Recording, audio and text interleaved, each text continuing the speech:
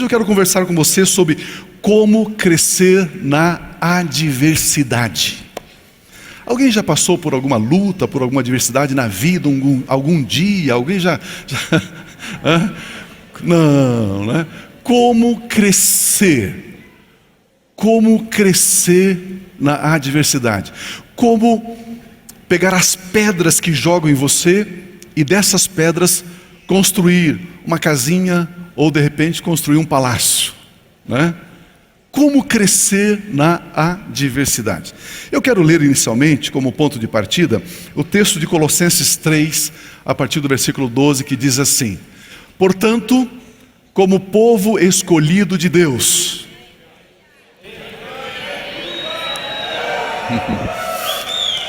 portanto, aleluia, nós somos um povo escolhido de Deus. Você pode imaginar, agora para os homens, quando você era adolescente, jovenzinho, criança, você chegava lá na beira da quadra, do campinho de futebol, e você era um dos últimos a ser escolhido, né? Não era meio esquisitinho assim? Graças a Deus eu era o primeiro que era escolhido, eu era o dono da bola, né? Não, brincadeira. Mas esse texto diz que Deus olhou para você e disse: é você, eu te amo, eu te escolho.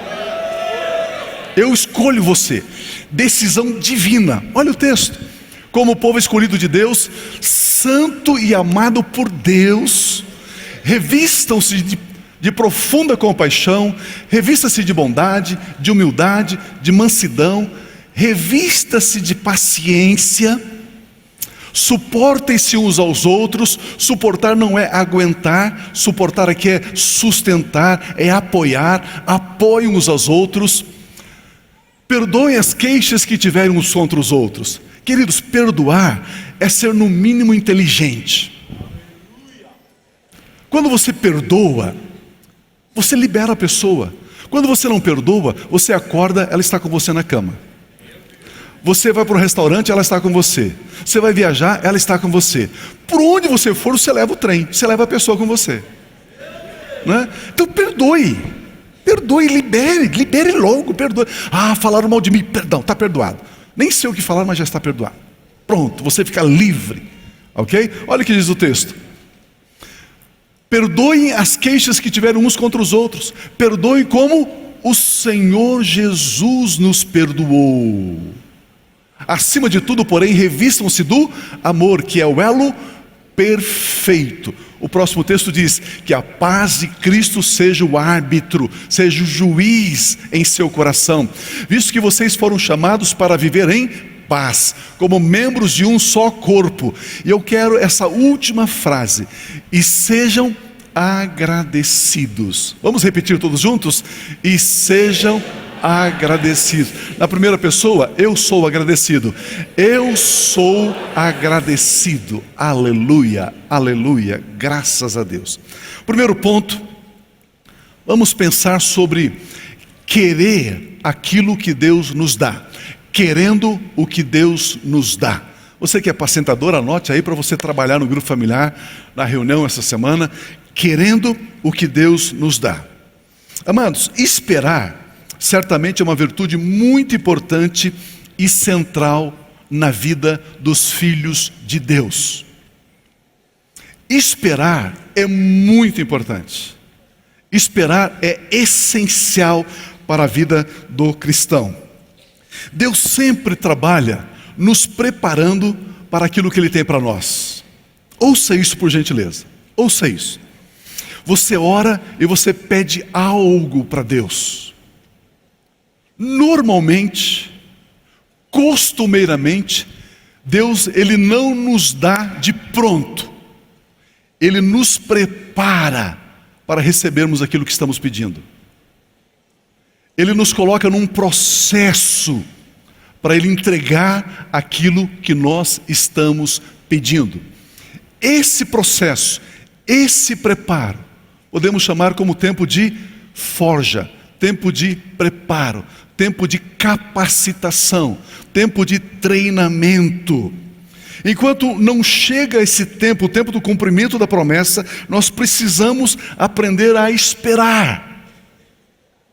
mas esperar com o nosso coração cheio, repleto de gratidão. Gratos. A espera é mais do que aguardar. A espera, como eu disse, é um tempo de preparo. É um exercício. Esse exercício nos ensina a lidar com o protótipo. O verdadeiro ainda não chegou, tem um protótipo, eu estou trabalhando ainda com o protótipo. Esse exercício é um exercício de lidarmos com os preparativos, um exercício de lidarmos com o que ainda não é ideal, mas é o real. Deve ser visto e entendido como sendo a mão construtora de Deus trabalhando em nós e trabalhando conosco. O Deus que edifica, o Deus que vigia, o Deus que cuida, o Deus que ama, Ele está agindo em nós para esse propósito, para o cumprimento da promessa, para a realização daquilo que estamos buscando e pedindo a Ele. Muitas vezes nós somos tão seletivos que desprezamos aquilo que Deus nos dá por não ser aquilo que estamos pedindo. Mas se eu desprezo aquilo que Ele me deu, eu não entro no processo, eu não entro na preparação para alcançar aquilo que de fato Ele tem para a minha vida. Precisamos entender que um dia ele é composto de manhã, tarde e noite. O ano ele é composto de verão e inverno. Em Curitiba mais inverno. Mas é assim, tem inverno, tem verão, tem as 4 estações. A vida é formada de multiplicidades, de variedades. Queridos, entender isso nos ajuda em muito para vivermos a vida cristã diária. Precisamos compreender isso, precisamos entender isso. Aprender a lidar com o contraditório é uma lição que a vida pede a todos nós, uma lição que precisamos aprender, lidar com o contraditório. A história do patriarca Jacó, ela é riquíssima em ensinamentos sobre espera, sobre viver enquanto o ideal não chega, viver com o real, com aquela realidade.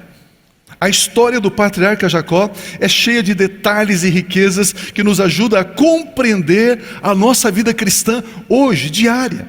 Nos ajuda a compreender como Deus nos prepara para o plano perfeito dele. Jacó, ele sai da casa de seu pai, Isaac, para não ser morto pelo seu irmão. Tiveram um problema seríssimo, e ele então, orientado pela sua mãe Rebeca, ela diz: olha, saia daqui, vai para a Mesopotâmia, chegando lá você procura o meu irmão Labão, e você então vai ser amparado, acolhido por ele. Vamos ler por gentileza, Gênesis capítulo 29, a partir do versículo 9, que diz assim: ele ainda estava conversando, ele chega lá na região, ele estava conversando com alguns homens, alguns pastores, quando chegou Raquel, com as ovelhas de seu pai, pois Raquel, ela era pastora. Quando Jacó viu Raquel, filha de Labão, irmão de sua mãe, e as ovelhas de Labão, aproximou-se. O poço aonde eles tiravam água para dar de beber às ovelhas tinha uma pedra muito pesada em cima. Ele removeu a pedra da boca do poço e deu de beber às ovelhas de seu tio Labão. Depois Jacó beijou Raquel e começou a chorar bem alto. O beijar aí normalmente era um beijo, era uma saudação na mão, nem no rosto, na mão. Então contou Raquel que era parente do pai dela, filho de Rebeca, e ela foi correndo contar tudo a seu pai. Então esse verso está mostrando a chegada, ele narra a chegada dele ali nessa região, na Mesopotâmia, a primeira vez que ele se encontra com Raquel, filha de Labão, e Raquel mais tarde viria a ser a sua esposa. Mais tarde ele casaria com Raquel. Mais tarde Raquel dá um filho a Jacó chamado José. Isto, José, aquele que governou o Egito, esse mesmo, desse relacionamento, desse casamento de Jacó com Raquel. Labão, ele é tio de Jacó, e ele recebe ele em casa com muita alegria. Olha o que diz aqui no versículo de número 14 ou 15. Vamos lá, o próximo, 14. Então Labão lhe disse: você é sangue do meu sangue. Já fazia 1 mês que Jacó estava na casa de Labão. Quando este então lhe disse: só por ser meu parente você vai trabalhar de graça para mim, Jacó? Não. Diga-me qual deve ser o seu salário. O que você quer ganhar aqui cuidando do meu rebanho? Ora, Labão tinha 2 filhas. O nome da mais velha era Lia, e o nome da mais nova, Raquel. Lia tinha olhos meigos, mas Raquel era bonita, ela era atraente. Como Jacó gostava muito de Raquel, disse: trabalharei 7 anos em troca de Raquel, sua filha mais nova. Vou trabalhar 7 anos por ela. Agora imagina esse quadro.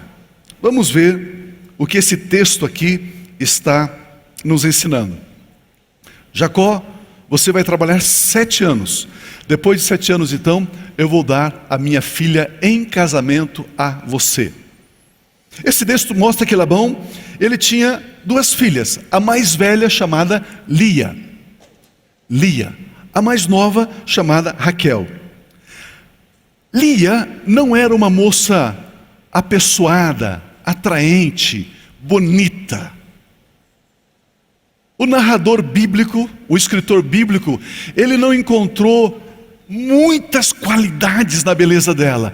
Ele olhou e disse: o que eu ponho? Eu vou dizer assim, ela tinha uns olhinhos bonitos, e só.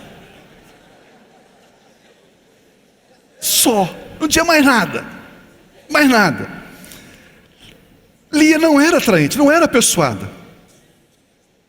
O único destaque ela tinha os olhos baços, os olhos meigos, os olhos delicados. Essa é Lia. Raquel, não. Raquel tem um cabelo lindo, um sorriso lindo, os dentes perfeitos. Ela tem assim um gesto, ela é toda bonita, do alto da cabeça à planta dos pés. Lia ela tem os olhos bonitos. Pronto. Você já tentou vender um carro velho para alguém algum dia na sua vida? E o comprador diz assim: ei, esse carro precisa de uma pintura nova. Você diz: mas é econômico. Aí ele diz assim: mas os pneus estão gastos, carecas. Você diz: não, mas ele é econômico. Aí você diz assim, o comprador diz: escuta, mas o farol está queimado, não está funcionando. Não, mas ele é econômico. A única qualidade que você tem no carro é que você fica reforçando e destacando para que ele compre aquela coisa. Lia tem uns olhinhos bonitos. Pronto, mais nada. O escritor bíblico achou somente essa qualidade de beleza nela. Os olhos meigos. Os dentes estão faltando, mas tem uns olhos bonitos. Ela tem uma grande verruga na ponta do nariz, mas os olhos são bonitos. Os olhos são bonitos. Não, mas o cabelo dela é horrível. Não, mas olha, os olhos são bonitos. Você não está vendo que os olhos são bonitos? Esqueça as outras partes. Olha o que diz no versículo 18 agora, 29 e 18. Como Jacó gostava muito de Raquel, ele disse: trabalharei 7 anos em troca de Raquel, sua filha mais nova. Labão respondeu: será melhor dá-la a você do que a algum outro homem. Fique comigo então. Então Jacó trabalhou 7 anos por Raquel, mas lhe pareceram poucos dias pelo tanto que ele a amava. O contrato de trabalho de Jacó foi firmado nessas condições. Ele propôs ao seu futuro sogro: eu vou trabalhar então 7 anos para ter o direito de me desposar de Raquel. Como o foco de Jacó era Raquel, ele nem notou a existência daquela que só tinha os olhinhos bonitos. Ele nem percebeu que Lia existia, ele nem se ligou em Lia. Certa feita o irmão disse: Pio, as pessoas dizem assim que, puxa, Jacó trabalhou 7 anos para ter a mão de Raquel, para casar com Raquel. Eu estou trabalhando há 40, estou casado há 40 anos com a minha. Eu trabalho para ela, por ela 40 anos, e Jacó só trabalhou 7, e todo mundo acha que Jacó trabalhou demais. É que eles não conhecem o meu trabalho, meus 40 anos pela minha esposa, Pio. É claro que ele estava fazendo isso em tom de brincadeira. Labão aceita a proposta. A Bíblia diz que Jacó trabalhava com tanta alegria, com tanto entusiasmo, que por ter Raquel como a sua futura esposa, mãe dos seus filhos, ele não sentia o peso do trabalho, o peso do tempo, tudo era muito prazeroso. Jacó estava extremamente feliz, fazendo o que fazendo, porque ele teria Raquel como sua esposa. Amados, quando nós temos o propósito bem delineado, bem claro diante dos nossos olhos, o nosso trabalho, ele nos energiza. O que empreendemos fazer é prazeroso, é leve, porque você faz aquilo com amor, com paixão, com dedicação. E o seu trabalho, ele começa a ficar gostoso, ele começa a ficar leve, deleitoso. Quando você contribui com as suas ofertas, com os seus dízimos, você tem a certeza que você está construindo algo eterno, algo maior do que você mesmo. Você faz isso com alegria, com prazer, com satisfação. Tudo fica mais leve, tudo fica mais agradável. Foi exatamente isso que aconteceu com Jacó. O prazo de 7 anos pareceu como um conto ligeiro, como poucos dias. Porque ele trabalhava tendo certeza de que ele teria Raquel como sua esposa. Por isso, amados, não existe serviço, não existe trabalho ruim. Existem trabalhadores que não amam o que fazem.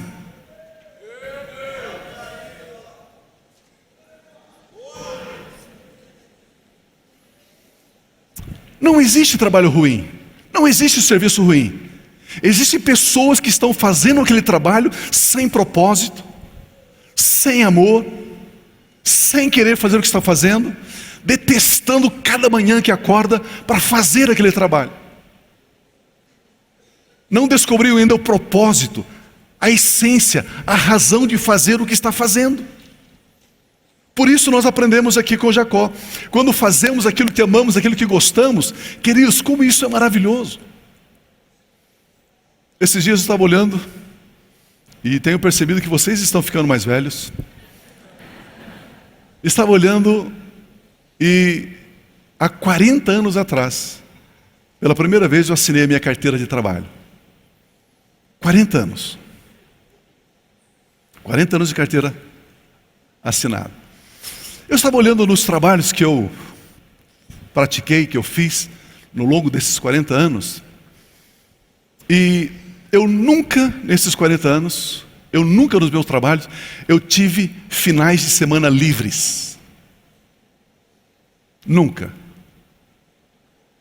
Eu não sei o que é chegar na sexta-feira, pronto, terminei meu trabalho. Aí eu tenho sábado tranquilo, tenho domingo tranquilo, só na segunda-feira para retornar ao meu trabalho e tal. Eu não sei o que é isso na minha vida. Aliás, nós trabalhamos aqui segunda, terça, quarta, quinta, sexta. No sábado, ok, agora a coisa vai ficar mais séria. Agora a gente vai trabalhar mais. Agora somos mais intensos. Agora, é assim. É assim. Mas fazendo aquilo que amamos, fazendo aquilo com propósito, fazendo com coração, com interesse de coração, cada vez mais isso nos renova, isso nos empolga, isso nos dá mais energia, mais motivação, porque sabemos o que estamos fazendo e sabemos que Deus nos chamou para fazer isso que estamos fazendo. Essa é a importância. O versículo de número 22 fala o seguinte: então Labão reuniu todo o povo daquele lugar e deu uma festa. Por quê? Porque os 7 anos haviam terminado. Como eu disse, passou rapidamente. Mas quando a noite chegou, olha o que Labão faz. Ele deu a sua filha Lia a Jacó. E Jacó deitou-se com ela, com Lia. Eu posso ver nesse dia de festa, a alegria de Jacó. Labão disse: Jacó, completaram-se os 7 anos, então agora vamos fazer uma festa de casamento. Ele, yes! Ele convidou parentes, amigos, uma grande festa. E aí então deram uma taça de vinho para Jacó e disse: Jacó, vamos brindar esse dia, vamos brindar esse dia. Vamos brindar então o calor do dia, vamos brindar o calor do dia. Vamos brindar então os amigos da festa, os amigos da festa. E ele foi brindando. Vamos brindar por qualquer coisa. E ele brindou por qualquer coisa. E de repente ele estava um pouquinho passado. Ele estava um pouquinho alterado. Ele estava um pouquinho fora do normal. Mas extremamente feliz, extremamente contente. Naqueles dias de então, a noiva, como era de costume, estava toda coberta da cabeça aos pés. Somente as mãos era vista, somente as mãos da mulher, somente as mãos. O resto ela estava toda coberta com trajes de núpcias. E o texto diz que quando a noite chegou, Labão deu a sua filha Lia a Jacó, e Jacó deitou-se com Lia, pensando que era Raquel, achando que estava se casando com Raquel. Labão deu a filha mais velha, aquela que a beleza física só um olho era parecido com o outro, só isso, mais nada. Olha o versículo 25. Quando chegou a manhã, lá estava Lia, aquela dos olhos meigos. Então Jacó olha do lado e leva um susto, e dá um pulo. Falou: como assim? Raquel tinha dente, essa não tem. Raquel não tinha verruga na ponta do nariz, e essa tem. O que está acontecendo aqui? E ele levanta, olha o que diz o texto. E ele se levanta, foi correndo, e pergunta para Labão: o que foi que você fez? Eu não trabalhei por Raquel, porque você me enganou.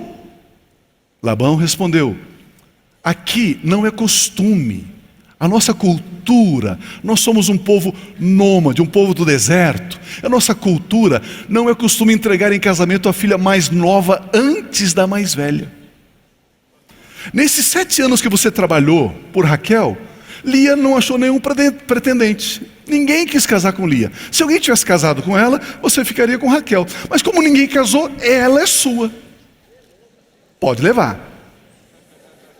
Agora ela é sua. E aí ele faz a seguinte proposta para Jacó: deixe passar essa semana de núpcias e lhe daremos também a mais nova, em troca de mais 7 anos de trabalho. Pode ser assim, Jacó? Ele falou: bom, né? O que eu vou fazer? Pode ser assim.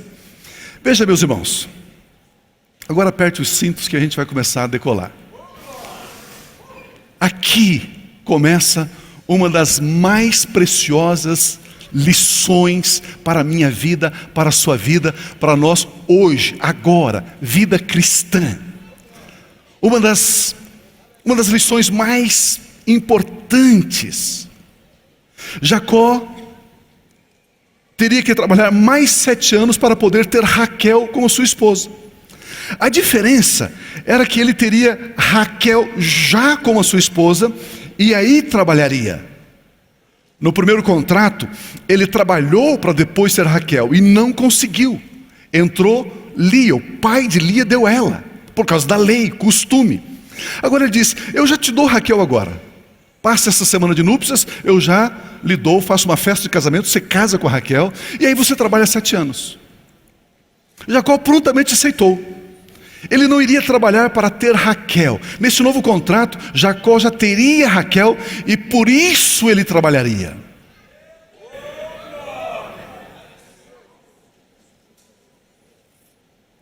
Pense comigo.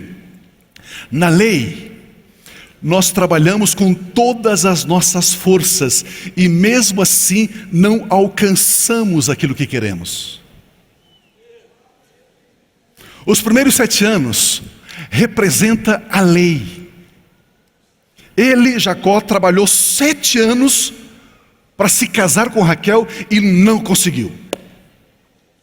Todo esforço, todo zelo, todo empenho, toda dedicação, e ele não obteve aquilo que ele esperava obter. Ele não alcançou o seu objetivo.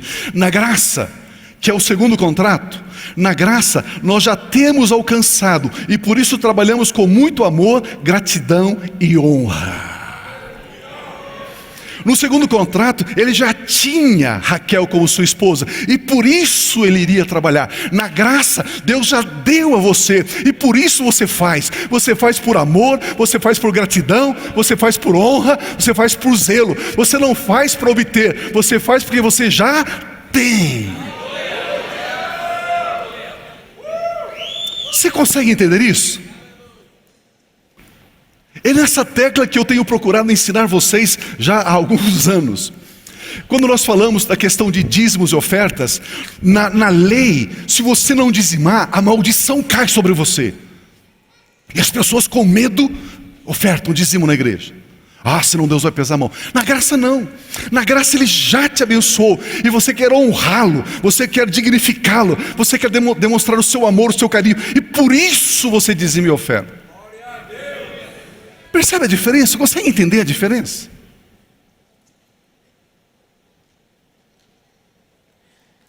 Vamos ver o segundo ponto aqui. Amar acima de tudo. Eu quero discorrer com vocês esta nova etapa da vida de Jacó. Agora, ele com Lia, sua esposa, e também com Raquel. Aqui nós temos um tesouro preciosíssimo, uma lição muitíssimo importante.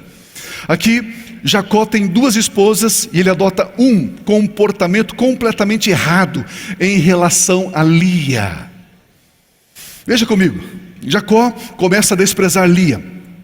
Jacó começa a destacar as falhas de Lia. Jacó começa a aumentar o tamanho da verruga no nariz de Lia. Jacó, a Bíblia diz que ele detestava Lia. Queridos, olha o que diz esse texto aqui, versículo 31. Quando o Senhor Deus viu que Lia era desprezada por Jacó, concedeu-lhe filhos. Raquel, porém, era estéril. Deus olhou para Jacó e disse: é? Você está desprezando Lia? Você está menosprezando Lia? Então é o seguinte, eu vou fechar o ventre, a madre de Raquel. Ela não vai te dar filhos. Pronto. Ela não vai gerar filhos. Deus fechou o ventre de Raquel. Mas você pode estar pensando: Pio, que Deus tirano é esse? Que mão de ferro é essa mão de Deus? Na verdade nós temos aqui, como eu disse, uma lição muito importante para a nossa vida cristã diária. Pergunta para mim: qual? Mais forte, qual? Quando desprezamos aquilo que temos, Deus não nos dá aquilo que queremos.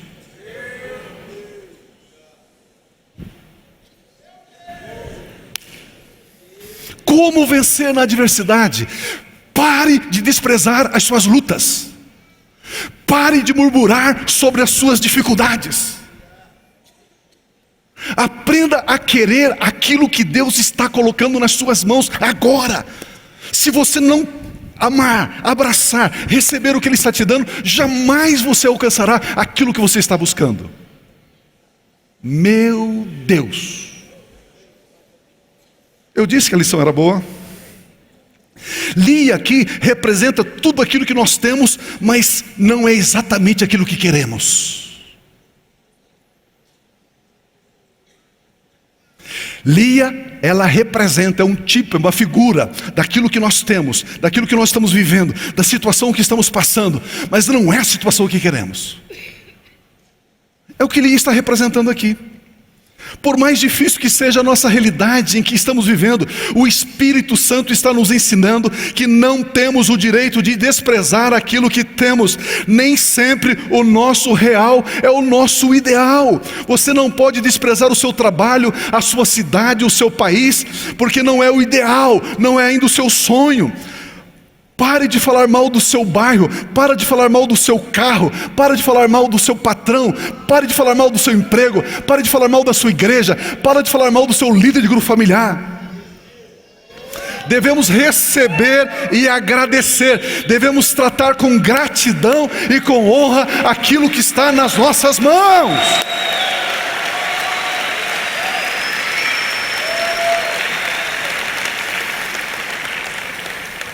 Chegou a hora de você tratar com honra, com amor, com graça, a realidade presente, a realidade que você está vivenciando. Abrace a sua realidade, agradeça a Deus por ela, trate a sua realidade com amor e graça. Graça não é somente receber de Deus o que não merecemos, graça também é dar às pessoas aquilo que elas não merecem.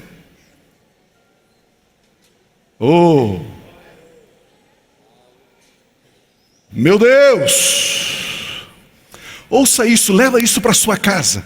Se você despreza a sua realidade presente, o teu sonho ficará estéril.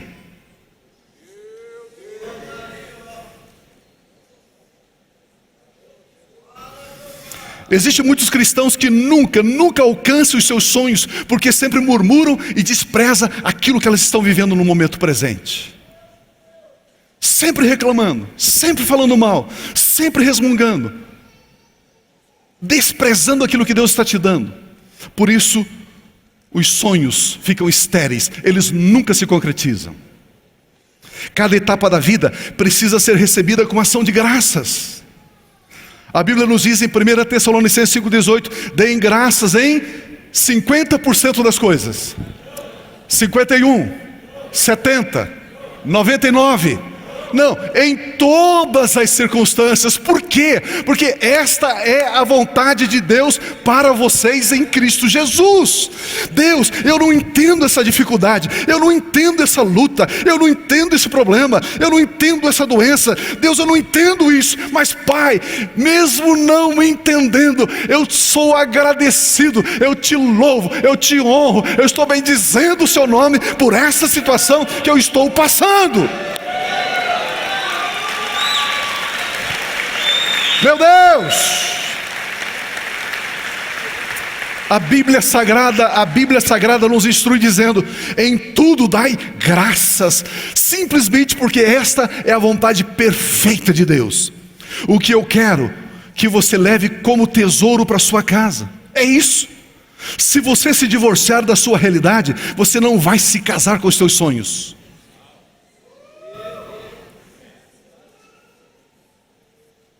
Meu Deus, se você maltratar a sua realidade, os seus sonhos ficarão estéreis.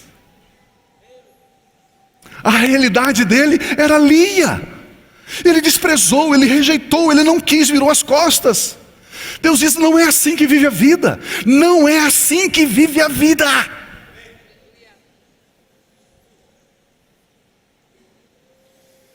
Cada etapa das nossas vidas deve ser vivida com alegria, com gratidão. E daí, Pio, tudo vai bem? Tudo vai bem. Não importa os hematomas na alma, não importa as pedradas nas costas, não importa as facadas nas costas, tudo vai bem. Tudo vai bem. Aleluia. Aleluia. Aleluia. Mesmo que esteja apertado, mesmo que esteja doendo, sabemos que Ele é o nosso Pai, sabemos que somos propriedade dEle. Ele disse: ei, sejam agradecidos, filhos, filhas, sejam agradecidos, reis, sacerdotes, sejam agradecidos. Aprenda a querer aquilo que você tem, para que Deus te dê aquilo que você quer.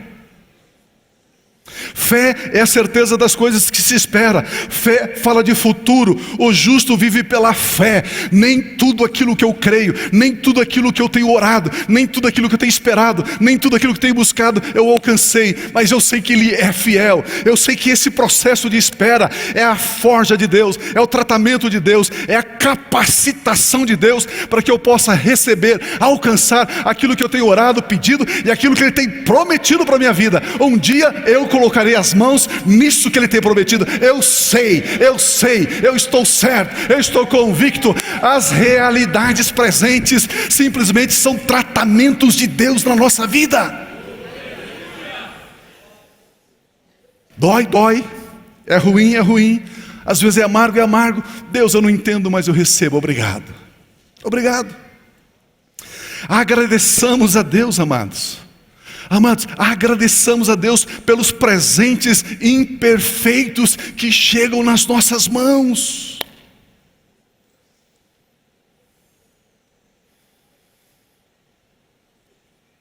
Agradeçamos a Deus pelos presentes imperfeitos que chegam nas nossas mãos. Vocês estão ainda aí? Aleluia. Olha o que aconteceu, Gênesis 29, 32. Lia engravidou e deu à luz um filho, e deu-lhe o nome de Rúben, pois dizia: o Senhor Deus viu a minha infelicidade, agora certamente o meu marido me amará, porque eu dei a ele um filho. Lia engravidou, não Raquel.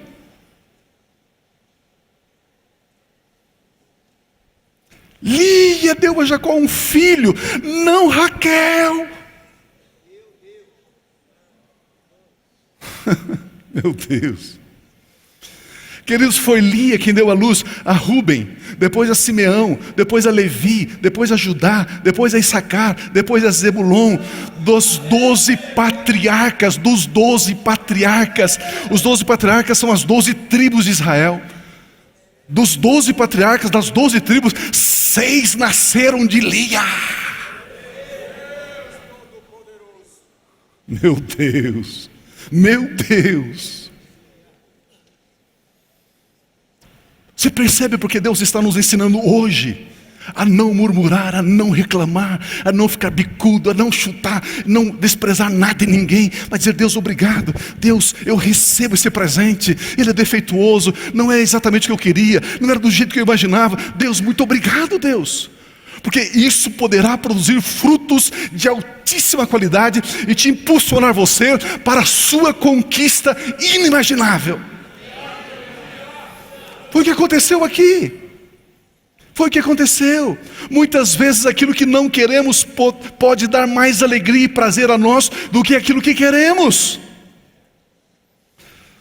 Hoje Deus está pedindo a mim e a você para nós nos reconciliarmos com o tempo presente. Hoje Deus está pedindo para mim e para você, para nós nos reconciliarmos com o momento presente, com a nossa realidade, com aquilo que estamos vivenciando. Deus está pedindo: aceite, reconcilie, confie, ame aquilo que você está vivendo, passando, e você verá o que eu vou produzir a partir daí.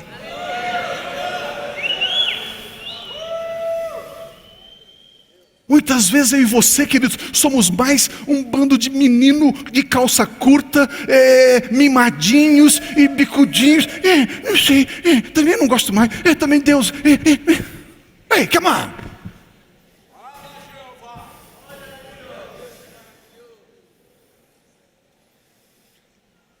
Será que estamos tão influenciados? Porque hoje em dia é o seguinte: você dá lá um computador, um aparelho eletrônico para uma criança de 10, 12, 15 anos, ele liga, 5 segundos, isso aqui é muito lento, não quero. Não é assim? Tem que ser na hora, do jeito que eles querem. Vai lá. E de repente eu e você começamos a nos influenciar dessa forma. Hoje Deus está pedindo, deixa eu repetir isso, para nós nos reconciliarmos com o tempo presente, para você se reconciliar com o que Ele tem te dado.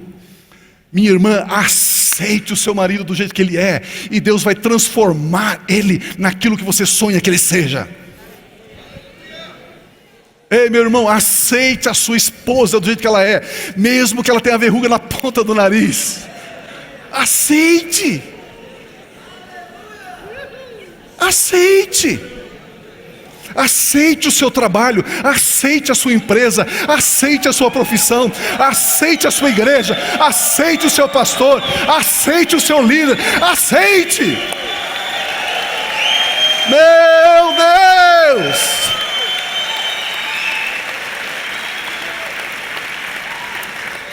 A Bíblia diz: e sejam agradecidos, em tudo dai graças. Aceite.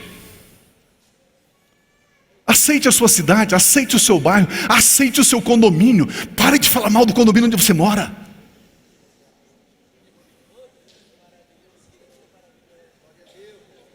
Ei! Aceite o seu país. Deus, obrigado pelo Brasil. Nós temos falado mal demais da nossa nação. Deus ama o Brasil. Então pare de falar mal daquilo que Deus ama. Jesus.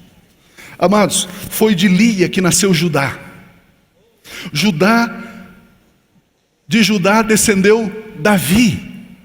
De Davi descendeu Jesus Cristo de Nazaré, o nosso Senhor e Salvador.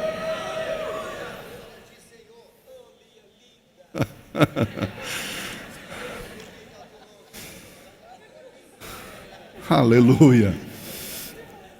Aleluia. Vocês estão entendendo o que eu estou falando?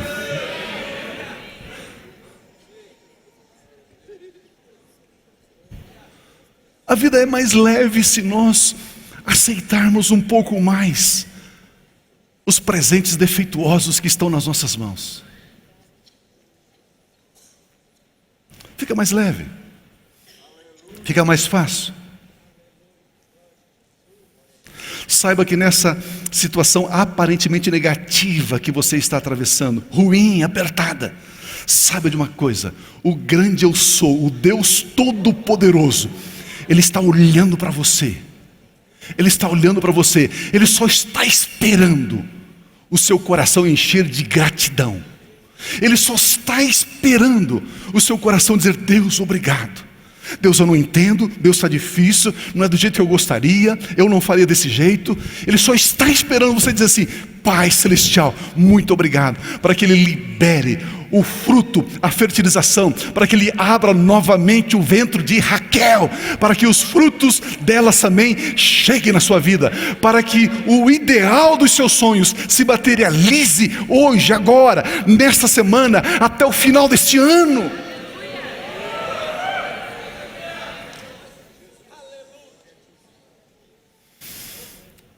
Eu quero encerrar crescendo com a adversidade. Último ponto. Os irmãos da ceia podem se preparar, por gentileza. Mateus capítulo 14. Deus me ministrou esses dias esse texto. Eu fiquei chocado com o que Deus me mostrou aqui. Eu fiquei chocado. Senhor, disse Pedro. Ele estava no meio de uma tempestade. Jesus vem andando sobre as águas. E Jesus disse: não tenham medo, sou eu. Aí Pedro diz assim: Senhor, disse Pedro, se és tu, manda-me ir ter ao teu encontro, andando sobre as águas.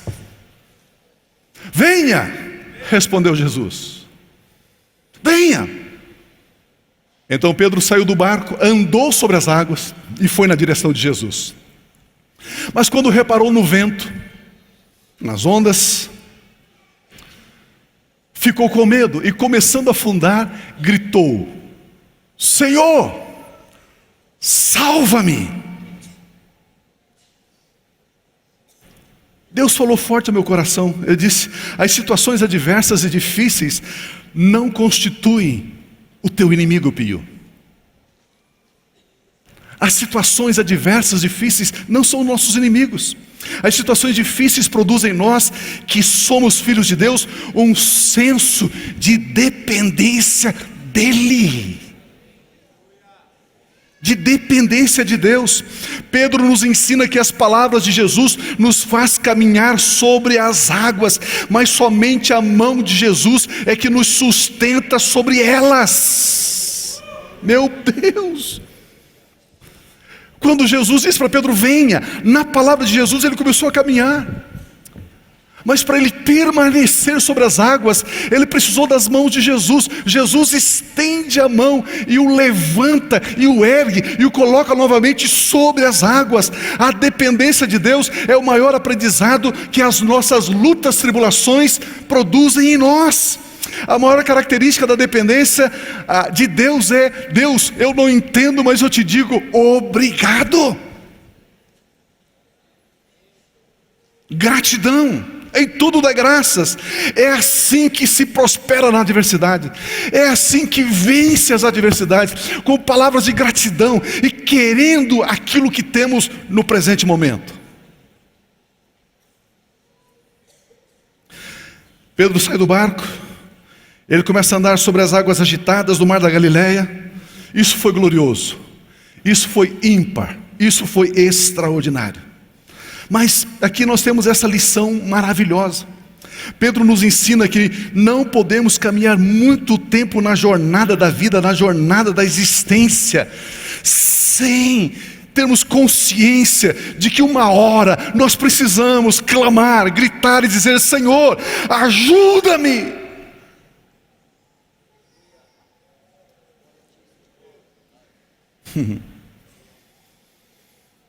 No primeiro momento, o vento forte, as altas ondas pareciam ser inimigos de Pedro. Mas foi esta situação que levou Pedro a conhecer um Jesus Cristo que estende imediatamente a sua mão e o sustenta.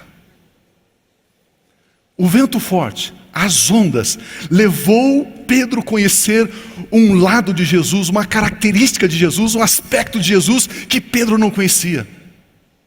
O socorro imediato, o socorro bem presente na hora da angústia. Pedro estava afundando. Imagina se Pedro chegasse e disse: bom, como que eu vou orar agora? Eu vou orar assim: Deus de Abraão, de Isaac e de Jacó, onipotente Criador do blá blá blá blá blá blá blá. Pronto, afundou. Afundou. A oração mais instantânea, a oração mais curta, a oração mais direta, a oração mais rápida: Senhor, ajuda-me. Queridos, a maturidade necessita de tempo e experiência. Somente quem foi socorrido consegue socorrer. Somente quem foi amado pode amar. Somente quem foi acolhido pode acolher. Somente quem foi abraçado pode abraçar. Somente alguém que foi ouvido pode ouvir. Tudo que passamos como cristãos sempre nos leva para um nível mais alto. Sempre, sempre. Pois todas as coisas cooperam para o bem daqueles que amam a Deus. Aleluia. Aleluia. Estão recebendo essa palavra? Eu quero concluir dizendo: eu estou certo de que Jacó, no final dos seus dias, aprendeu a olhar para a grandeza de Lia. A beleza que estava no coração dessa mulher. A beleza de ser uma mãe dedicada, zelosa, amável, perdoadora. A mulher que deu a ele a maior das riquezas que ele alcançou. Gerou herdeiros da promessa que o grande eu sou tinha feito para o seu pai Isaac e para o seu avô Abraão. Quem deu a descendência para o cumprimento dessas promessas foi Lia.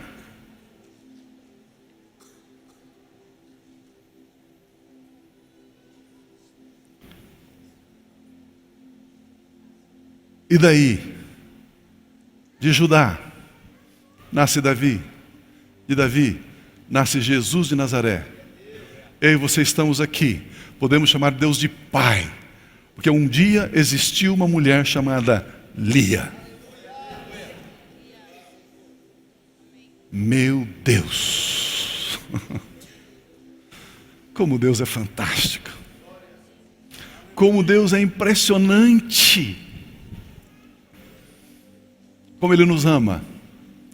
Como é que Ele cuida de cada um de nós.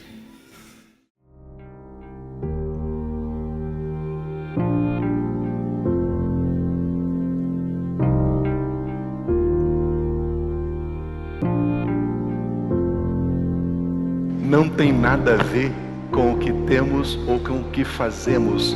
Tem a ver com o que somos.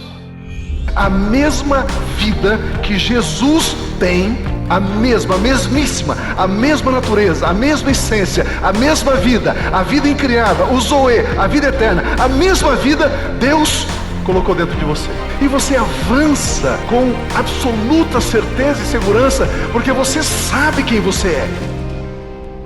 E quando você sabe quem você é, e quando você é maravilhoso. Como é bom